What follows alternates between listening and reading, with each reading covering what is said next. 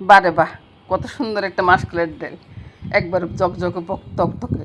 আমাদের সময় কিন্তু এরকম ছিল না, আমরা কত কষ্ট করে ভেজে টেজে তারপরে চুড়ে নিতাম, খোসা ছাড়াইতাম। এখন দেখুন কত পরিষ্কার ডাল। এটাকে ভেজে ধুয়ে নিলাম, ধুয়ে সিদ্ধ বসিয়ে দিলাম। এদিকে মাছটাকে নুন হলুদ মেখে মাছটাকে ভেজে নিচ্ছি।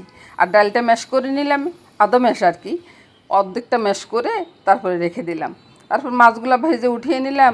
রসুন, কাঁচা লঙ্কা আর ধনিয়া পাতা তেলে ছেড়ে দিলাম, ভালো করে ভেজে নিই। ধনিয়া পাতা দেওয়ার কারণে আপনারা বুঝতেছেন যে এটা কেমন হবে, দিয়ে দেখুন না একবার। আর এটার সাথে যদি বাটা মশলা পড়ে না, তাহলে তার কোনো কথাই হবে না। এই তো ছেড়ে দিলাম, সাথে দিব একটু ওই যে কালো গোলমরিচ।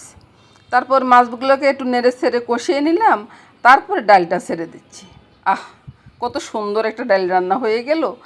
এক ডাল দিয়ে ভাত খাওয়া হয়ে যাবে। এবার ভাত নিয়ে বসে যান তো।